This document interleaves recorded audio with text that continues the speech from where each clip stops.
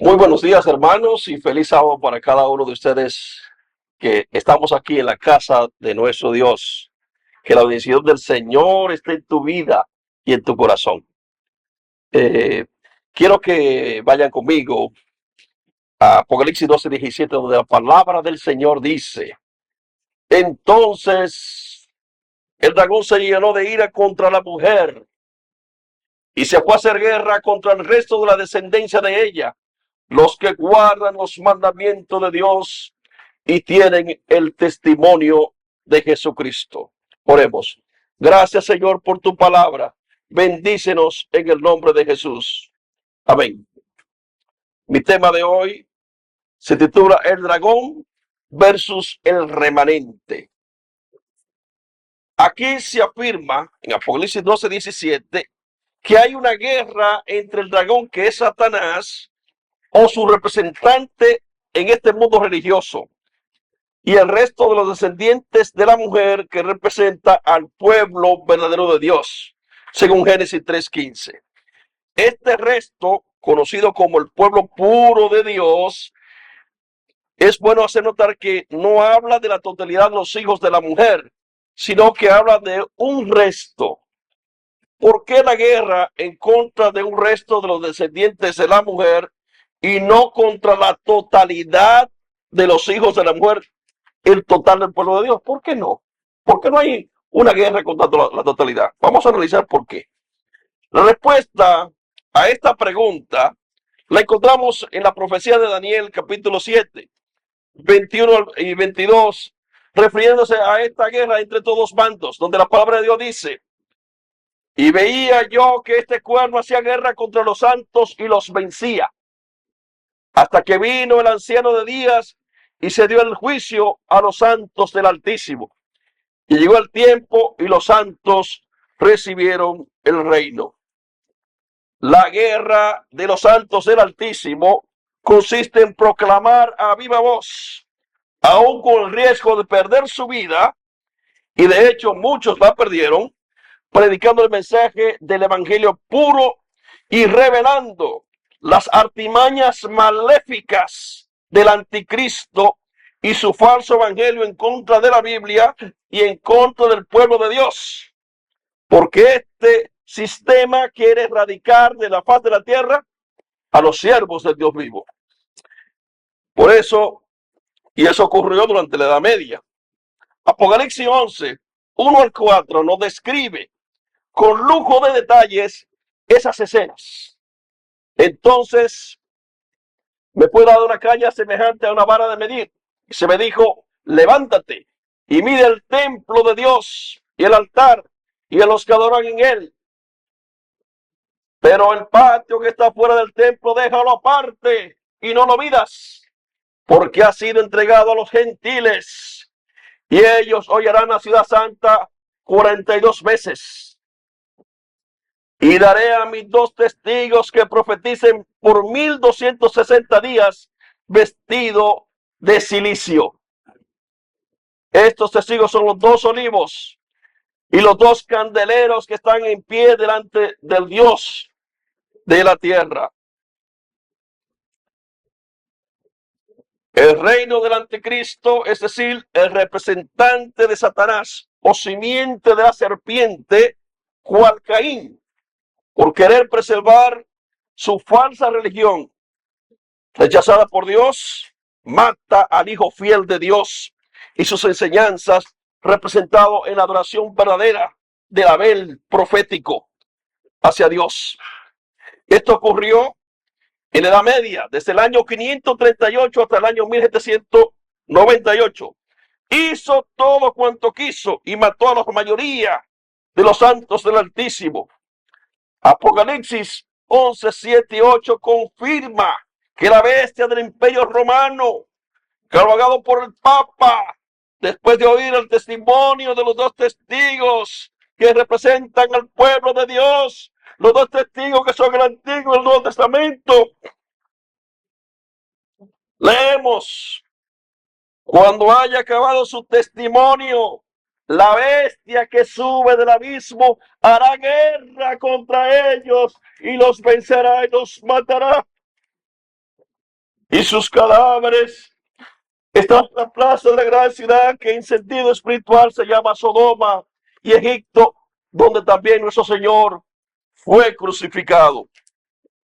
Sodoma y Egipto han sido los dos enemigos más acérrimos del pueblo de Dios, donde también nuestro Señor fue crucificado. En Sodoma se le dio muerte a Dios. De manera global, nadie quiso a Jehová ni al Dios de Abraham. Y en Egipto se rechazó a Jehová, desconociendo sus bendiciones pasadas a través de José y los grandes milagros que Dios hizo a favor de ese pueblo. Es decir, se le dio muerto en Egipto a Jehová y a su pueblo a través de la esclavitud contra su pueblo, ignorando la existencia del Dios de Israel y del Dios de José. Por eso Dios salvó a su pueblo de Egipto. Después que el pueblo clamó sobre la servidumbre y el maltrato de los egipcios. De la misma manera, Dios en el periodo de la tribulación de la Edad Media, o 1260 días o años, se ve en la necesidad de realizar un nuevo éxodo en su pueblo durante 42 meses, que está siendo esclavizado y matado y está perdiendo su libertad total. Y al ser eliminado, al morir la gran mayoría por este poder malvado, Dios interviene. Pero Dios antes espera que clamen por auxilio, como ocurrió en Egipto, según Éxodo 3:9, en donde se registra que el clamor pues de los hijos de Israel ha venido delante de mí. Y también he visto la opresión como los egipcios los oprimen. En Apocalipsis 6:9 al 11 se nos dice cuáles eran las oraciones que los dos olivos vestidos de silicio hacían durante tiempos y medio tiempo, 42 meses. Leemos: cuando abrió el quinto sello, vi bajo el altar las almas de los que habían sido muertos por causa de la palabra de Dios y por el testimonio que tenían. Y clamaban a gran voz diciendo: ¿hasta cuándo, Señor, santo y verdadero, nos juzga y vengas nuestra sangre en las que moran en la tierra? Y se les dieron vestiduras blancas y se les dijo que descansasen todavía un poco de tiempo, hasta que se completara el número de sus consiervos y sus hermanos, que también habían de ser muertos como ellos. Es decir, hermano, estos hermanos vivieron allí y predicaron ese evangelio puro. Por eso es que ahora Apocalipsis procede a contarnos que todavía hay un resto que ha sido salvado, con los 7,000 hebreos que no se habían arrodillado a Baal en el tiempo del profeta Elías, como dice 1 Reyes 19:18, y yo haré que queden en Israel 7,000 cuyas rodillas no se doblarán ante Baal y cuyas bocas no lo besaron. El resto de esos santos del Altísimo no han besado los ídolos de la Roma papal durante esa Edad Media. Y aunque fueran forzados, no se doblegaron, pero aceptaron que los quemaran vivos en la guerra, que besar ídolos falsos, ni han guardado su falso día santo, el falso domingo. Apocalipsis 2:20-21 aclara: pero tengo una poca cosa contra ti, que tolere que esa mujer Jezabel, que se dice profetiza, enseñe y seduzca a mis siervos a fornicar y a comer cosas sacrificadas a los ídolos. Y le he dado tiempo para que se arrepienta, pero no quiere arrepentirse de su fornicación. Jezabel, que es una figura de una mujer extranjera en Israel, se ha casado con el rey Acab, símbolo del rey de Israel idólatra, que había moderado Jeroboam en contra de Jehová y su templo en Jerusalén. Allí en Samaria habían hecho un templo paralelo y habían puesto sacerdotes y habían creado ídolos y habían creado en nombre de Jehová, pero no era el Jehová de la Biblia y del Dios del cielo. Esta señora Jezabel introdujo el culto a Baal y les dio muerte a los profetas de Jehová, según 1 Reyes 19. Esta es una religión del Antiguo Testamento paralela en contra del templo de Sión, hablando del remanente fiel no contaminado con la comida de Babilonia de la Edad Media, cuando el profeta Daniel y sus 3 amigos no comieron ni bebieron y se postraron a sus ídolos. Lo mismo ocurre en Apocalipsis 2, 24 al 29, en donde el Señor certifica que el remanente no se ha contaminado de la comida de Babilonia, sino que la enfrenta y la denuncia, y Jesucristo es testigo de esto. Pero a vosotros y a los demás que están en Tiatira, y a cuantos no tienen esa doctrina y no han conocido lo que ellos llaman las profundidades de Satanás, yo os digo, no os impondré otra carga, pero lo que tenéis, retenerlo hasta que yo venga. Al que venciere y guardare mis obras hasta el fin, yo le daré autoridad sobre las naciones y las regirá con vara de hierro y serán quebradas con vaso de alfarero, como yo también la he recibido de mi Padre. Y le daré la estrella de la mañana. Y el que tiene oído, oiga lo que el Espíritu dice a las iglesias. El testimonio de los 2 testigos de Dios es este: no sean contaminados, mejor escaparon al desierto.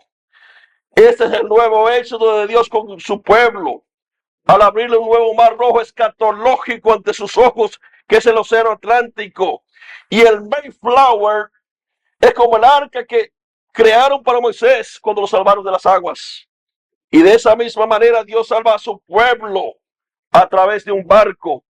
En este caso son los peregrinos que escaparon de Europa en el 1620 debido a las persecuciones religiosas en ese continente por el Papa y su sistema político y religioso. Apocalipsis capítulo 12, 14 al 16, utiliza las figuras literarias de Moisés cuando describe la salida de Egipto y del Éxodo. Y leemos: y se le dieron a la mujer las 2 alas de la gran águila, para que volase delante de la serpiente al desierto, a su lugar, donde sustentada por un tiempo y tiempos y la mitad de un tiempo. Y la serpiente arrojó de su boca tras la mujer agua como un río, para que fuese arrastrada por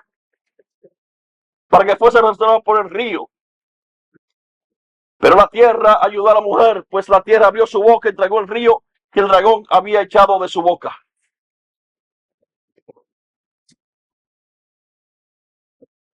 Hablando del éxodo de los israelitas, Moisés escribió en Éxodo 19, 3 y 4.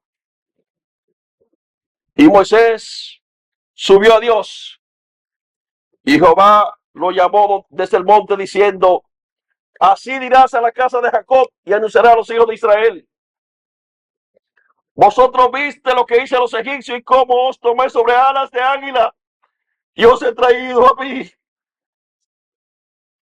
Dios os ha traído esta figura de lenguaje. Y cómo os tomé sobre alas de águila fue cuando cruzaron el mar rojo, hermano. Y cómo Dios lo llevó al desierto para reeducarlo con su pacto y con sus juicios. Lo mismo ocurre en Apocalipsis 12.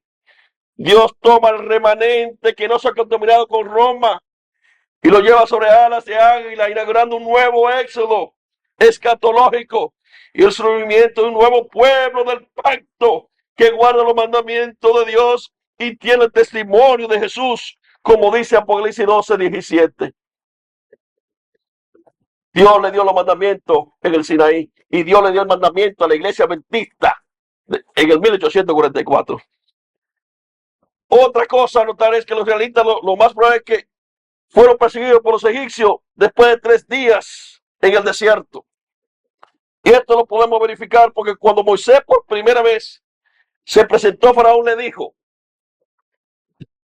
que ellos querían 3 días y que tenía que ser en el desierto. Leemos: Y Faraón respondió, ¿quién es Jehová para que yo oiga? Eso está en Éxodo 5, 2 al 4.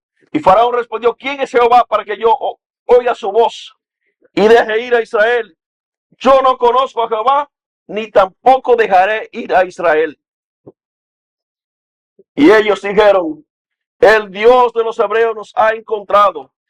Iremos pues ahora, camino de 3 días por el desierto, y ofreceremos sacrificio a Jehová nuestro Dios, para que no venga sobre nosotros con peste o con espada. Entonces el rey de Egipto les dijo, Moisés y Aarón, ¿por qué hacéis cesar al pueblo de su trabajo? Volved a vuestras tareas. Además, Jesús prometió que el pueblo de Dios escaparía antes que llegara el final de la persecución y la obra del anticristo. Es importante reconocer que la reforma de Martín Lutero, que quería hacerle al anticristo o al sistema papal, ayudó a cortar el poder perseguidor de la Iglesia Católica Romana. Pero hay que estar claro que esas iglesias de Martín Lutero, los evangélicos y todas otras iglesias cristianas son descendientes de Babilonia, hija de la ramera. No son el remanente fiel de Dios, porque el remanente de Dios no se condenó. En cambio, ellos salieron de Roma y habían bebido ya el vino de Roma. Y todavía están conectados al cordón umbilical de Roma, porque todavía guardan el domingo y aceptan al Papa y su sistema político como una iglesia cristiana, aunque sabemos que es el anticristo. Mateo 24, 19, 23, 22 explica, mas hay de las que están encintas y de las que crían en aquellos días. Orad pues que vuestra vida no sea en invierno ni en día de reposo, porque habrá entonces gran tribulación, cual no la ha habido desde el principio del mundo hasta ahora, ni la habrá. Y si aquellos días no fuesen acortados, nadie sería salvo, mas por causa de los escogidos, aquellos días serán acortados.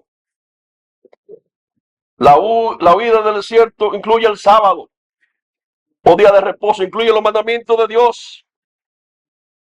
Y como ustedes saben, Moisés le reclamó el sábado a Faraón. Y el Faraón le dijo que ellos estaban como vagos y ociosos. Debido al edicto de muerte que la Iglesia Católica Romana ejecutó en contra de los santos del Altísimo, ellos huyeron al desierto. Porque si los encontraban predicando de Cristo y de la Biblia, los mataban. Esta es la iglesia que describe Daniel y Apocalipsis, que mata a los santos y los persigue donde quiera que van. Esta es la famosa iglesia popular que con orgullo hoy proclama que ellos son la iglesia verdadera de Jesucristo y que ellos son la iglesia de la Biblia. Mentira. Ellos son la iglesia del mismo Satanás. El Papa está sentado en el trono donde se sentó los Césares con la sangre manchada de los santos y de los mártires. Y allí todavía proclama todas las maldades que hacían los Césares y todas las maldades que trae también las religiones paganas. Y hoy se autoproclama como el representante de Dios en la tierra. Podría decir que sí, que es el representante de Dios, pero no del Dios de la Biblia, sino del mismo Satanás. Porque él es el hijo de Satanás, el anticristo, y su representante aquí en la tierra. Pero después que llegó el tiempo del juicio de la bestia, y se le quitó el poder temporal, y se le acabó el permiso de Dios que le dio al dragón para probar a sus hijos durante los 3 años y medio escatológicos, que equivalen a 1260 días proféticos, o 42 días, 42 meses, o tiempo sin la mitad de un tiempo, o desde el 538 hasta el año 1798. En la Biblia podemos encontrar un ejemplo de cómo Satanás, el enemigo de los santos del Altísimo, debe tratar al pueblo de Dios durante ese periodo de tormento o gran tribulación. El libro de Job nos cuenta sobre un tiempo en donde el profeta Job es probado por Satanás con permiso de Dios, pero con la advertencia que le podía quitar a los hijos a Job y su pertenencia, pero debía preservar la vida de Job. También se salva a su esposa, que es un símbolo de la iglesia. Job 1, 6 al 12 dice: un día vinieron a presentarse delante de Jehová los hijos de Dios, entre los cuales vino también Satanás. Sí. Y dijo Jehová a Satanás: ¿de dónde vienes? Respondiendo Satanás a Jehová, dijo: de rodear la tierra y de andar por ella. Y Jehová dijo a Satanás: ¿no has considerado a mi siervo Job, que no hay otro como él en la tierra, varón perfecto y recto, temeroso de Dios y apartado del mal? Respondió Satanás a Jehová, dijo: ¿acaso teme Job a Dios de balde? ¿No le ha acercado alrededor de él y a su casa y a todo lo que tiene? Al trabajo de sus manos le ha dado bendición, por tanto sus bienes han aumentado sobre la tierra. Pero extiende ahora tu mano y toca todo lo que tiene y verás si blasfema contra ti en tu misma presencia. Dijo Jehová a Satanás: he aquí, todo lo que tiene está en tu mano, solamente no pongas tu mano sobre él. Y salió Satanás de delante de Jehová. Los santos del Altísimo son los Job de la Edad Media, en donde Job iba a ser probado igual que los santos del Altísimo de la Edad Media. Esto es parecido al juicio de Dios a Job en mano de Satanás, quien le quitó todo a Job. También al pueblo de Dios de la Edad Media se le quitaron todo. Satanás le quitó todo a través de su instrumento, la Iglesia Católica Romana. Pero el pueblo de Dios permaneció fiel. Pero el diablo no podía quitarle la vida a Job, es decir, matarlo. Pero sí mató a la mayoría de los santos del Altísimo y destruyó sus riquezas. Lo mismo pasó con el pueblo de Dios en la Edad Media, que lo delataban los enemigos del pueblo de Dios para quedarse con sus riquezas, y venía la Santa Inquisición y los mataba. Pero siempre hubo algunos que escapaban con vidas, parecido a la larga tribulación de Job, que escapó con vida. Los que nos queda claro y sin ninguna duda es que Satanás no mató a Job, ni doblegó a Job con sus doctrinas. El Job fiel de Dios de la Edad Media nunca formó parte de la Iglesia Católica. Por eso se le llama el resto. El remanente fiel que no se contaminó con mujeres, es decir, con otras doctrinas e iglesias y otras enseñanzas ajenas a la Biblia. Como dice Apocalipsis 14, no aceptaron la filosofía griega en la interpretación de la Biblia, sino que se mantuvieron vestidos de saco de silicio y ayuno. El silicio representa la oración por auxilio de Dios, y el ayuno representa que no han comido o bebido las comidas de Babilonia de la Edad Media, madres de la ramera. Y el instrumento de tortura se llama Iglesia Romana, que en manos de Satanás mató a millones de cristianos, pero no logró eliminarlos totalmente. Y por eso hablamos que quedó un remanente de todo ese grupo que fue perseguido, matado y asesinado. Así ocurrió con Job, que triunfó sobre el enemigo. Le pasó lo mismo al remanente de Dios en la Edad Media, cual Job escatológico. Nunca negó a Dios y nunca se dio a los blasfemos, sino que los enfrentó con un testimonio vivo en Cristo y salió vivo de esa batalla. Ese resto que se escapó es lo que la Biblia identifica como el remanente final. El remanente no son las iglesias que salieron de la iglesia católica y las querían reformar, porque esas son hijas de Roma. Eso es lo que la profecía de Apocalipsis dice, no lo digo yo. Apocalipsis 2, 17, 1 y 2 afirma. Vino entonces uno de los 7 ángeles, que tenía las 7 copas, y habló conmigo diciendo: ven acá y te mostraré la sentencia contra la gran ramera, la que está sentada sobre muchas aguas, con la cual ha fornicado los reyes de la tierra, y los moradores de la tierra se han embriagado con el vino de su fornicación. El remanente no bebió de esa fornicación. Martín Lutero bebió de esa fornicación. Zwingli lo bebió. Calvino bebió, salieron de allí. Y todas esas iglesias salieron de Roma. Y se enorgullecen de la Roma, pero mantienen el catolicismo como una iglesia de Cristo. Y la apoyan actualmente. Y dice que esa es una iglesia. En cambio, el remanente de Dios dice que es una secta. En cambio, el hijo de Satanás es una iglesia. Imagínense, ¿eh? Interesante. Porque ellos aceptan el falso sábado. El día del Señor que inventó Roma a través de Constantino. Están conectadas a Constantino, a su imperio romano, que es Occidente. Y todavía adoran a su Baal. Estas iglesias son hijas de la madre, la ramera. Le ha dado de su vino y les ha envergado con la filosofía griega cuando interpretan la Biblia. En cambio, el remanente no salió de la iglesia católica y nunca ha sido parte de ella, porque nunca fueron parte de ella. Por eso es el resto que queda vivo por la gran mayoría de los descendientes fieles de la mujer. Los mató Roma y la Edad Media. Este era el pueblo de Dios que estuvo yendo por su vida en las cuevas y catacumbas. El remanente no es cualquier grupo de cristianos o personas aisladas. El remanente es el pueblo de Dios desde Adán hasta el tiempo del fin.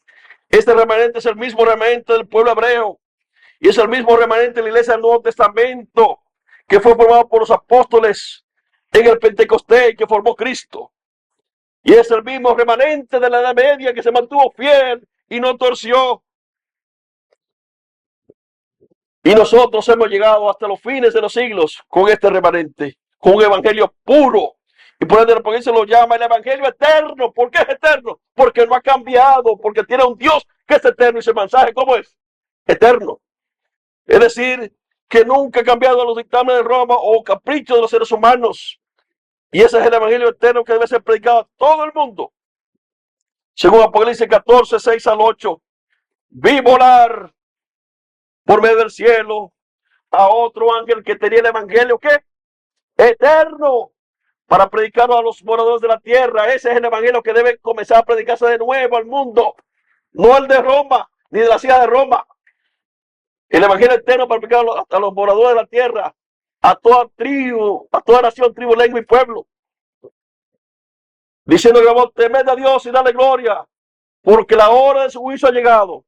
Y adorar a aquel que hizo el cielo, la tierra, el mar y la fuente de las aguas. El Dios que creó el sábado y creó este mundo.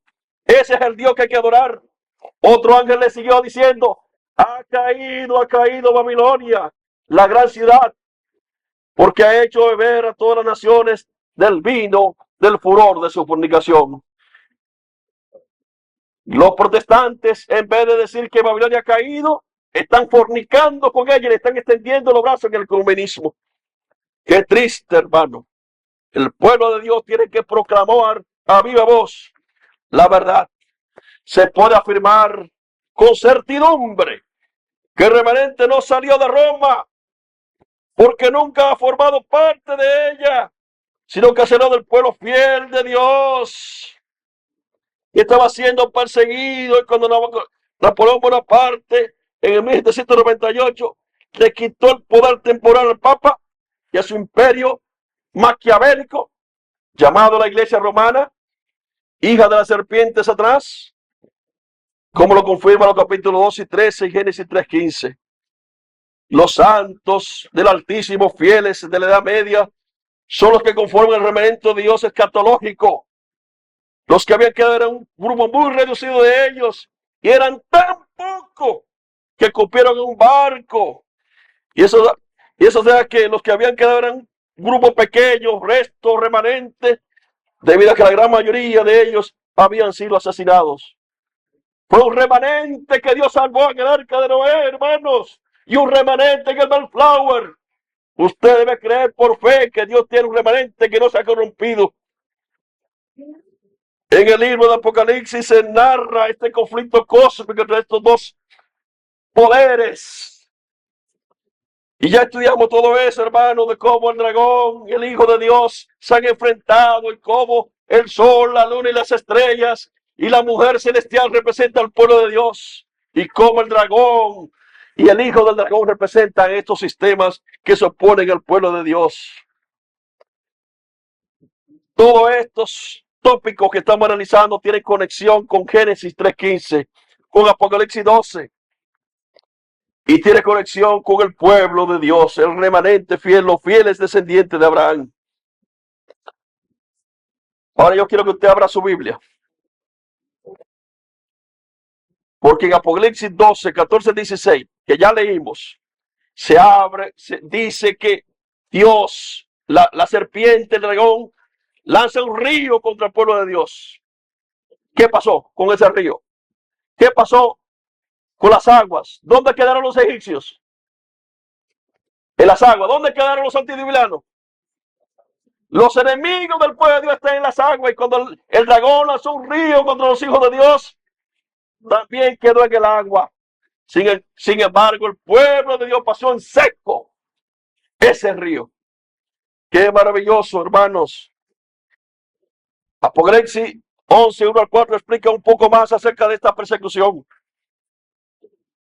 que ya leímos también cómo fueron maltratados y perseguidos, y cómo todos los testigos testificaron, y cómo Dios los salvó con alas de águila. Todos esos son elementos del éxodo.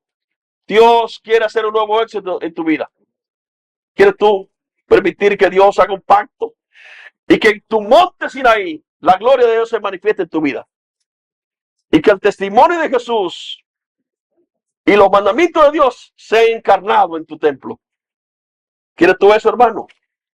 Ojalá que Dios te guarde en esta mañana. Que Dios te guarde para que tú puedas conocer a ese Dios todopoderoso. Que Dios te guarde para que tú puedas conocer a ese Dios como que te ha salvado. Ese Dios que aunque venga el enemigo, aunque vengan ejércitos, Dios va a abrir el mar rojo. Y si tú eres de aquellos que te lanzan al mar porque quieren ahogarte, aún en ese mar Dios puede mandar un pez y salvarte como Dios salvó a Jonás.